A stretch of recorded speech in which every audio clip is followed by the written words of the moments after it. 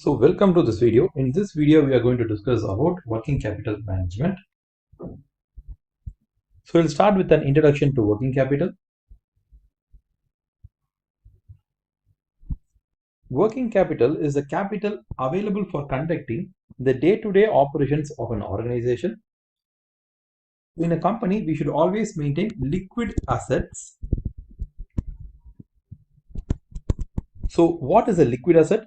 Any asset that can be converted into cash within 1 year. What are those assets? That assets can be like inventory, receivables, cash, bank. Okay, so these are the liquid assets that can be converted into cash within a year. Similar to liquid assets, a company also has liquid liabilities. Liquid liabilities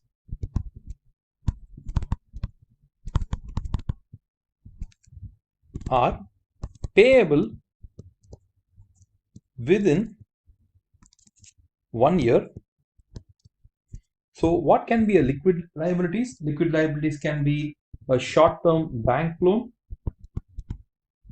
or it can be a bank OD, it can be a payables, or it can be a outstanding expense.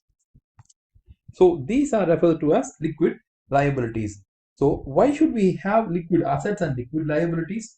See, liquid liabilities represents an expense that can be asked by the creditors whenever they want. So what happens is the company should have sufficient amount of liquid assets to pay the liquid liabilities whenever they want the due. So why should we pay liquid liabilities on time? Because only when you pay the liquid liabilities on time, it helps the company to have a good name, a good reputation, and a good standing in the business community. Because whenever the company wants a bank OD or a bank loan or a payables, then only these parties will be ready to give us these kinds of instruments or help. So a company should always have sufficient amount of current assets, to repay the current liabilities. Okay, so the current assets, that's why it should be more than the current liability. Normally, the excess of current assets over the current liability is the working capital.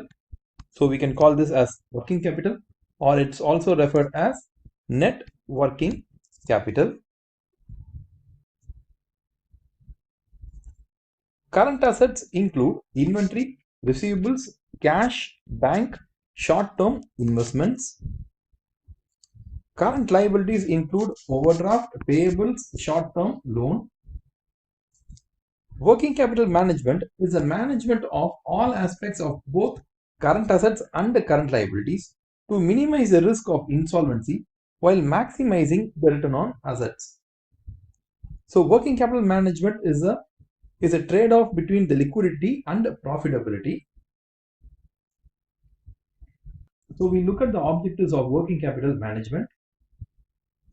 The main objective of working capital management is to get the balance of current assets and current liabilities right. This can also be seen as a trade-off between the cash flows and profits. Current assets are a major financial position statement item and especially significant to smaller firms. So current assets are a huge amount of number for a small firms, and it is also a significant number for large firms also. So the mismanagement of working capital is therefore a common cause of business failure. So if the company is not going to get the working capital right, then there's a high chance of the business failing. So why is it so? So there can be like various expenses like electricity bill or salary or payables. These might become due in over a period of time. The company should have sufficient amount of liquid assets or current assets to pay these bills as they rise. If they are not able to pay, what would happen? If they are not able to pay, these people, okay, these stakeholders can file a case on you. They can go to the court So that might lead to a lot of problems. And there's also a chance that if you're not going to pay for a longer time, then these stakeholders, these current liabilities people, can make your company to shut down also. For example, inability to meet bills as they fall due, demands on cash during periods of growth being too great, and overstocking. So a company should ensure that they don't do any of these things, okay, because the working capital has to manage in a very proper way. So we look at what is the investing in working capital. This is a very important part of a question, so ensure that you understand this concept. So investing in working capital is always a trade-off between the liquidity and profitability. So what is liquidity? Ensuring current assets are sufficiently liquid to minimize the risk of insolvency. So the company should have sufficient amount of current asset. So for example, the company should have a high amount of inventory, a high amount of receivable, a high amount of cash. So that is what is called as liquidity. But investing in less liquid assets in order to maximize return. See, if a company is going to invest in an inventory, it is not going to generate much profit. Or if a company is going to have more amount of receivables or cash, it's not going to give a high amount of profitability to the company, because the money is tied up with these assets. Money is tied up with these assets. So it is not being used in a productive way. So that's what profitability says, that have inventory, receivable and cash at the lowest level possible. So when you have a low level of inventory, receivable, cash, what happens is the money is free and not locked up. So the money is not locked up in any asset, and this money can be invested. It can be invested in business. So you can invest this in a business and make more profit. For example, you can invest in a new machinery, repay any long-term loans. So the money can be freed up and it can be used for some profitable activity.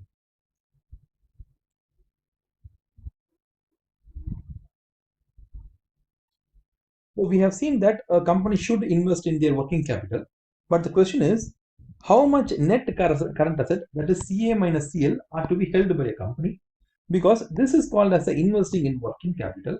So essentially, as we have seen, it is only a trade-off between the liquidity and profitability. So liquidity refers to having invested cash in current assets. So you put more amount of your cash on your investments in current assets.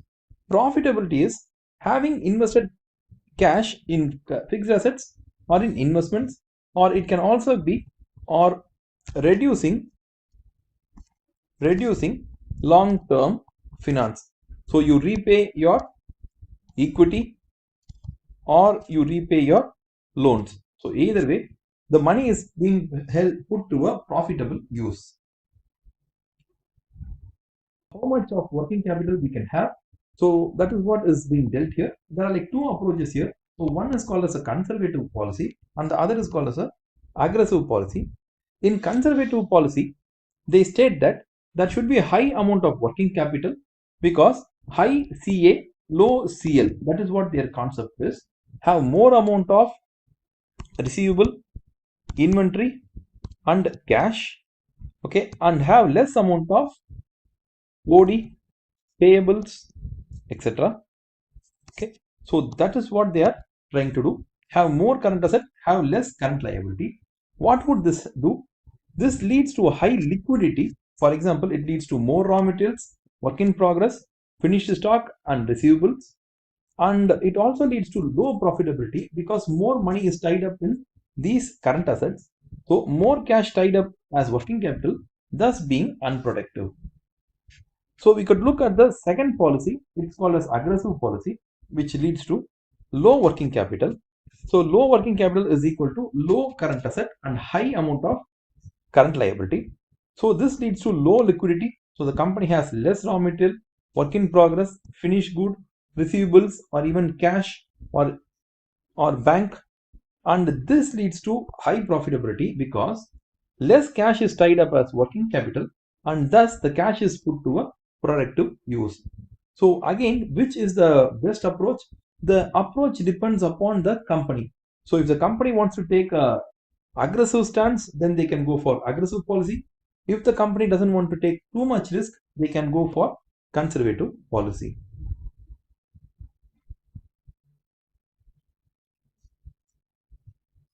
So we have a quiz.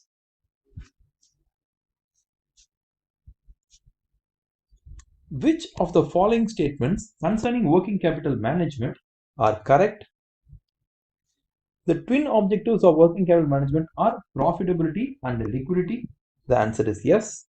A conservative approach to working capital investment will increase profitability. No, it will decrease profitability. So this option is wrong. Working capital management is a key factor in a company's long-term success. So even though we see that working capital is a short-term management of capital, but only when a company gets this right, the success of the company is ensured. So this is a right choice. So the answer is 1 and 3 are correct. 1 and 3 refers to B. Let's see the option. The option is B. So we look at what are the factors which are affecting the working capital of a company. So there are like several factors which affect the working capital of a company. So the first one is nature of business. So it depends upon your nature of business, which leads to how much of working capital you should have. We can have an example like this. We'll assume that you are a bike manufacturing company. You should have high amount of inventory. You should have high amount of inventory because there are like many models and there are like many showrooms, so you have to stock all the showrooms and all with all the models, so inventory will be high. The raw material and also will be high because all raw materials are required to produce one single bike. Okay, so again raw materials will be high. The company will might also sell the goods on credit, so the receivables will be high. So what happens is this company's capital working capital will be much more higher. So this next one we'll discuss about service business. So service business, we can have it like an IT company. So in an IT company, what are the inventory that they have? See, the inventory that they have is like computers, but even computers are a fixed asset. So any other inventory they have? No, they don't have much of inventory. They might have softwares. Again, softwares are stocks, so they might not have much inventory, and they might not sell things on credit, they might sell only on cash. So if you usually take, their working capital will be usually lower, and the working capital for manufacturing companies will usually be higher. Okay, so this is about the nature of business. So now we look about the business cycle. We'll put it like this. Normally the demand for any product will be like wavering in nature. For example, we'll take a product like two-wheelers, two-wheeler bikes.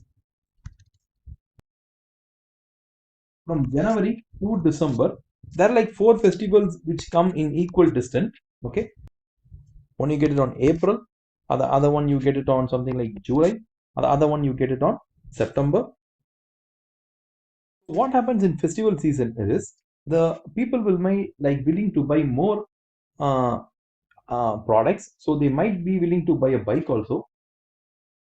So the sales will be high during festive seasons, and the sales will be low during normal seasons. So if you take, the sales would be like fluctuating from the like this. Okay, so inventory are required at this level, and the inventory is like lessly required at these levels. So it is also the business cycle which determines how much of working capital you can have. So it differs from business to business, but all businesses are affected by the business cycle. So the next one is called as seasonal factors. So some, you can take seasonal factors items like raincoats or ice creams. So these are items which are like usually affected by the season.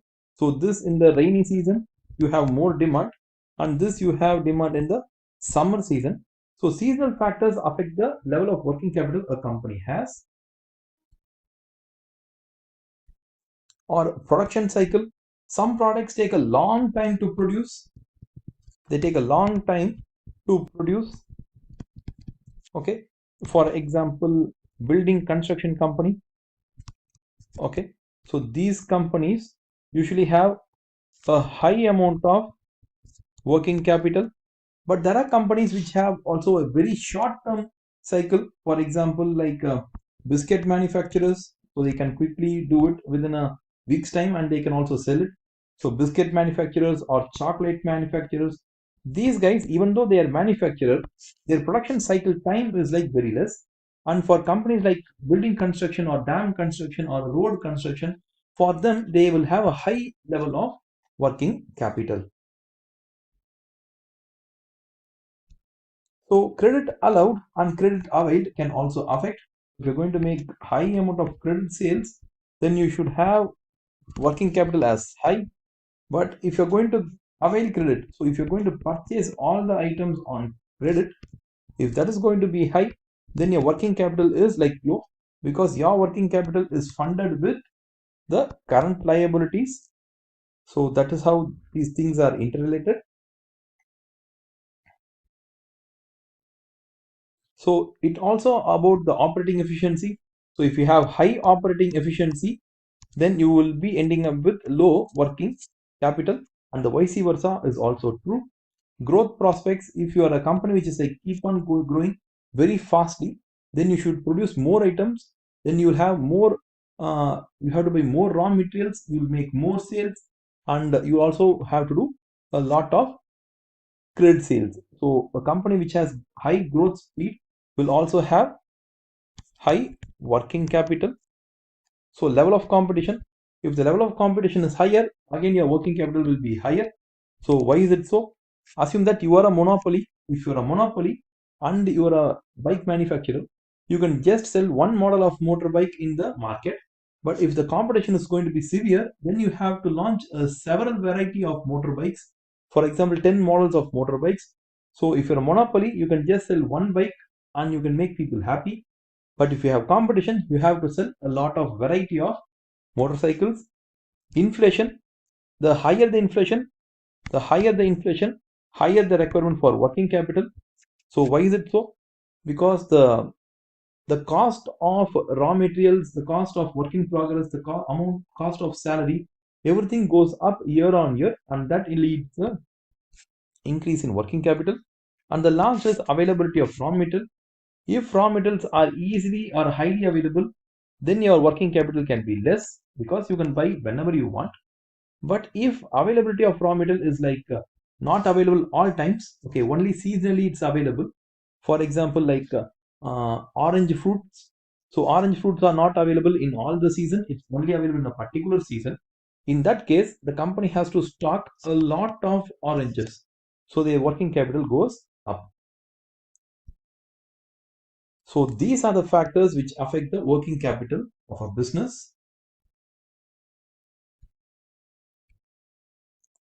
So we look at a common assumption in the work financing of working capital.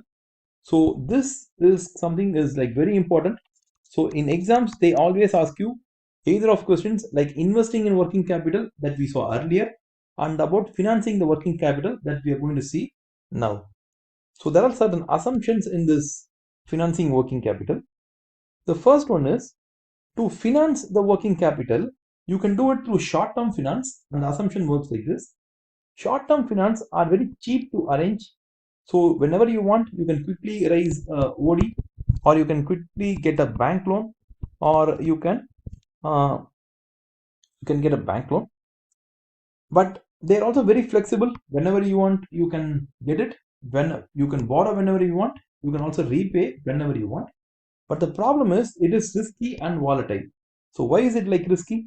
Assume that the cost of short-term finance usually goes up and down and up and down. So you never know like when Assume that you want at this point of time the interest might be higher, so you can never predict like where the rate will be keep moving. So they're always risky and volatile.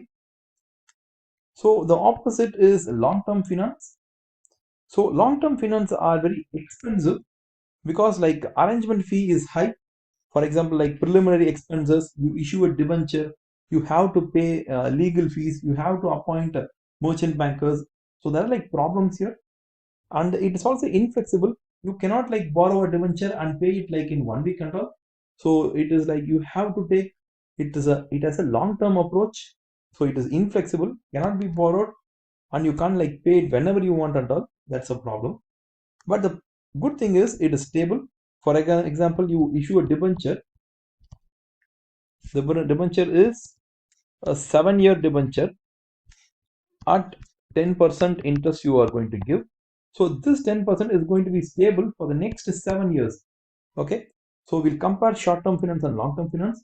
Short-term finance are very cheap because in the terms of arrangement, it's cheap.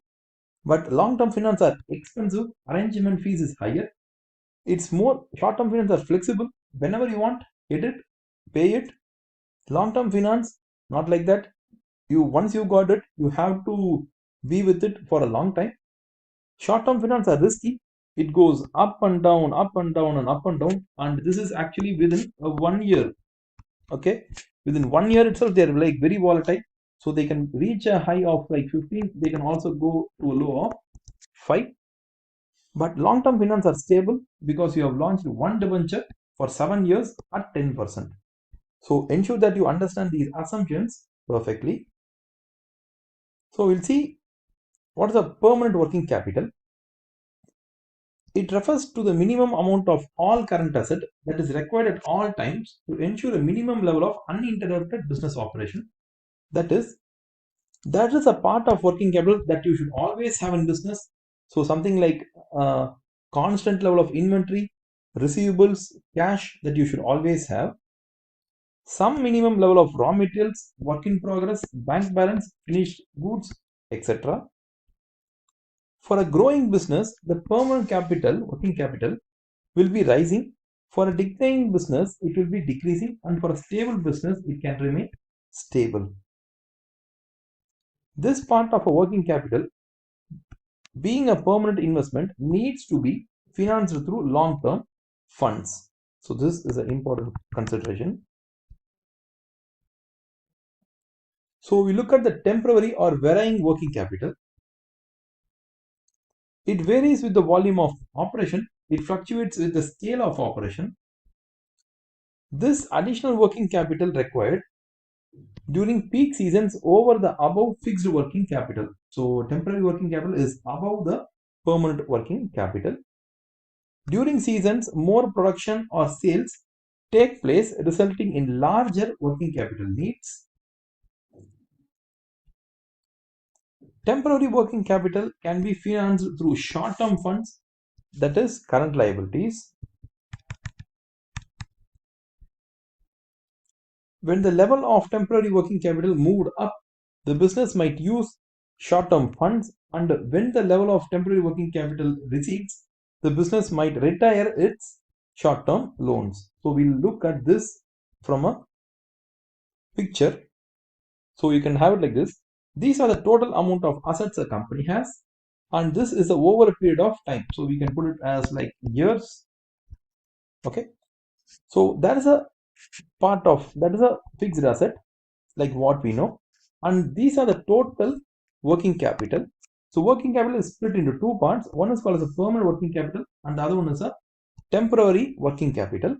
So you might see here the temporary working capital keeps fluctuating. At one point it's higher, at one point it touches the permanent working capital, again it goes up, again it touches the permanent working capital. So that's why it is called as a fluctuating or temporary working capital.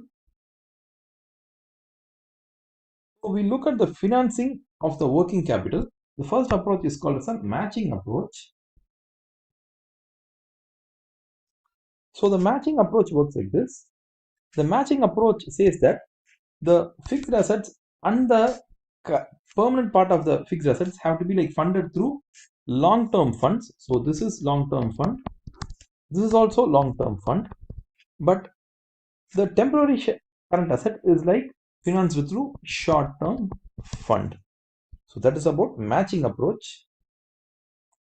We have next approach called as the conservative approach.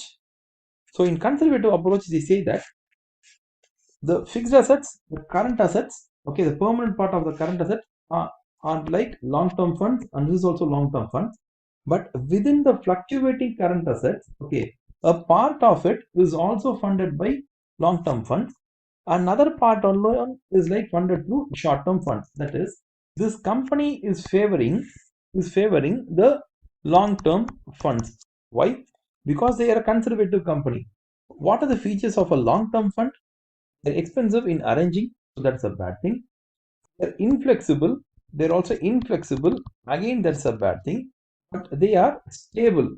But they're a stable source of fund. So the company favors more stability, and it is like trading off the expensiveness in arrangement and inflexibility in repaying. Okay. So that is what the conservative approach is all about. So we look at the aggressive approach. So this says the fixed working capital is used long-term funds. A part of the permanent capital alone is like given with long-term funds. Another part of the permanent current assets is like used with short-term funds, and the entire fluctuating current asset is used with the short-term fund. So this company is favoring short-term funds because short-term funds are cheap, short-term funds are easy to arrange and easy to pay, so they are like very flexible, but they are very risky. So this company is like aggressive. They want the cheapness and the flexibility, but willing to take a risk. So that's why they are using this kind of a method.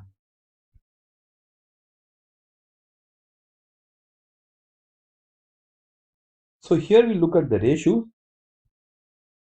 We'll start with the cash operating cycle. So what is the cash operating cycle? Cash operating cycle is the difference between the days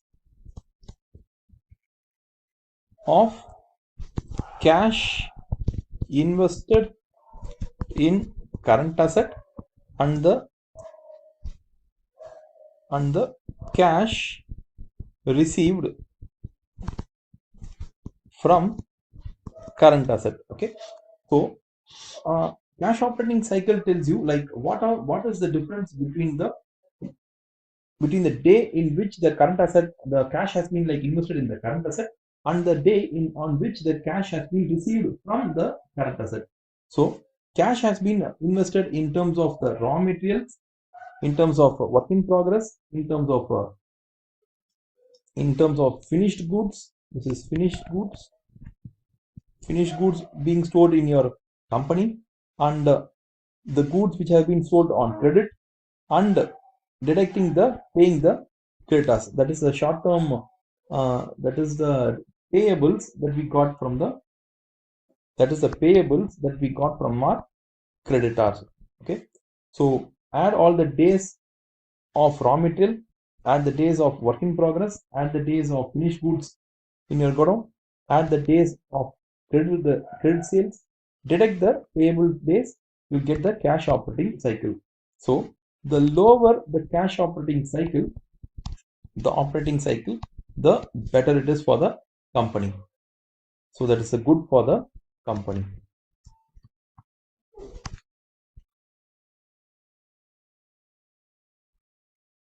So we look at the formulas here.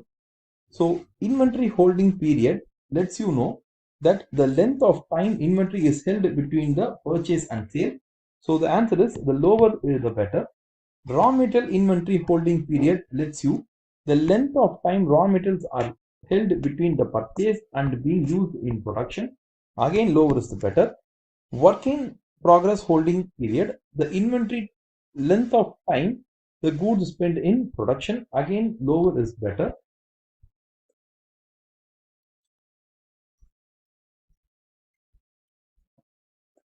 Finished goods inventory period, the length of time finished goods are held between the completion or purchase and sale. So again, the lower is better. Trade receivable days, the length of time credit is extended to customers, lower is better. Trade payable days, the average period of credit extended by suppliers, this alone, the higher it is, better. So while doing these formulas, we have to understand that there are some notes. For example, if the question requires you to calculate operating cycle in days, then use 365 in the ratio. If it asks for weeks, use 52. And if it asks for months, use 12. Also be cautious. Sometimes question tells you to assume there are 360 days in a year, okay, or 50 weeks in a year. Then use those numbers. Do not use the 365 and 52 one dollar. So there are also additional notes. If question requires you to calculate a ratio for a single period and gives opening and closing value, then use average value for inventory, receivable, payables, that is opening and closing value. For example, the question tells you, gives you data for 2019 and 2020. So the question gives you data for both and asks you to calculate for the 2020 alone. Okay, in that terms, what you'll do, in that terms, you take this as the opening number, this as the closing number, you take an average. Okay, so that will give you the inventory average, the receivable average, and the payable average. If the question requires you to calculate a ratio for two periods and gives opening and closing value, then use the respective value for inventory, receivable, and payables. For example, again, assume that the question gives you 2019 data and 2020 data. So data is available for both, but they ask you to calculate the ratios for both the years. In that terms, what you'll do, in that terms, you don't take an average, you don't take average and all.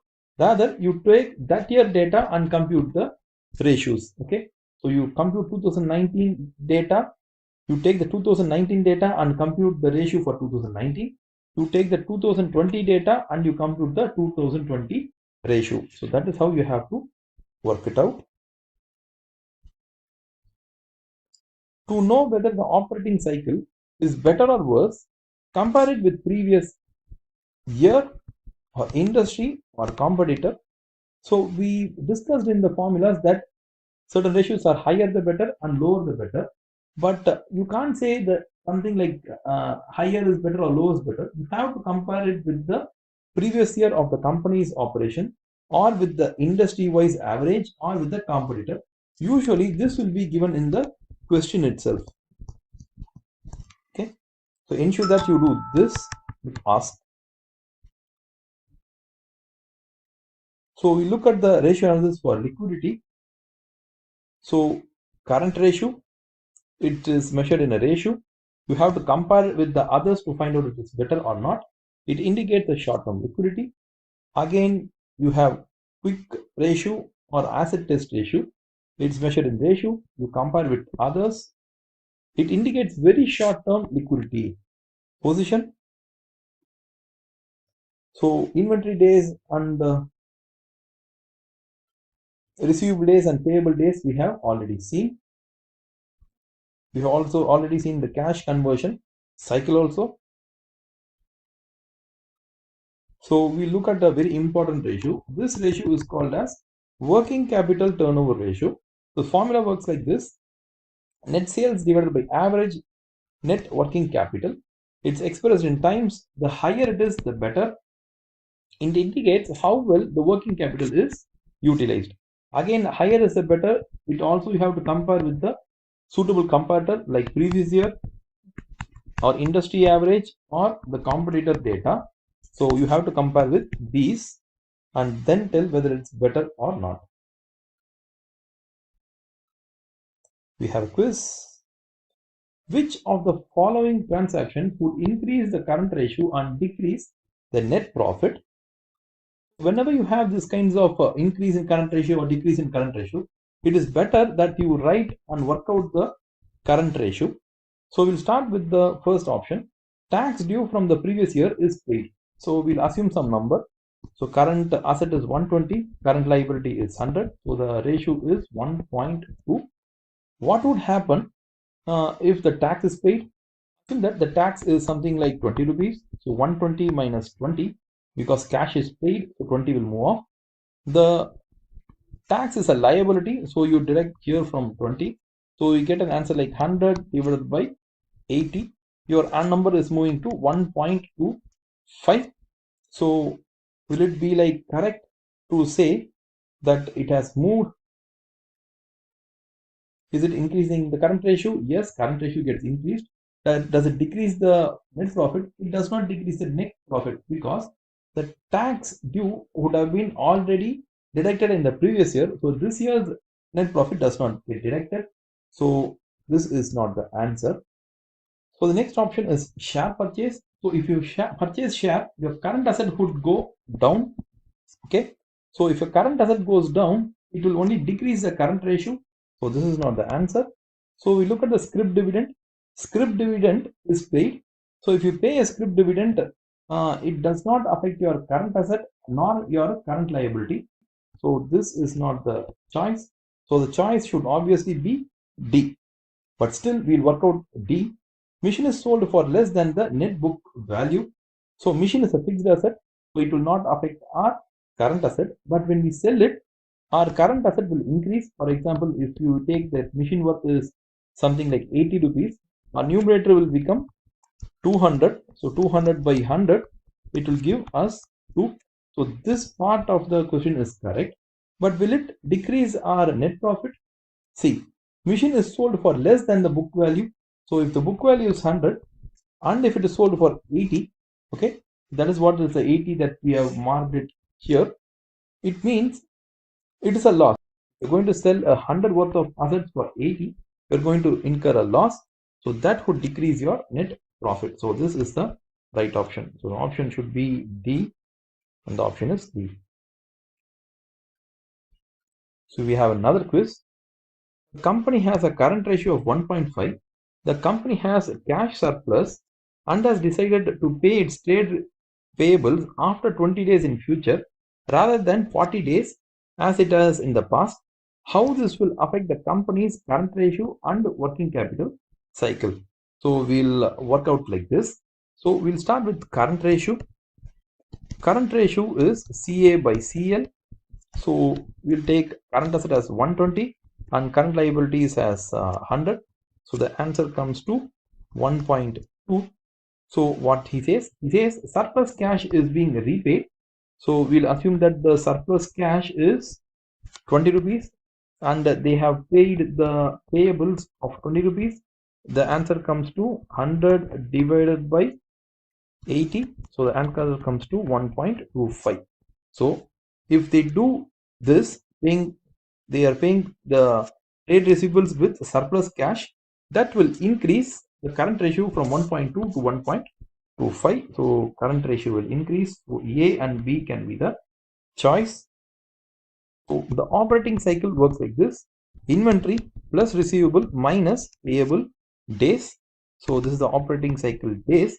We'll assume some days for operating cycle.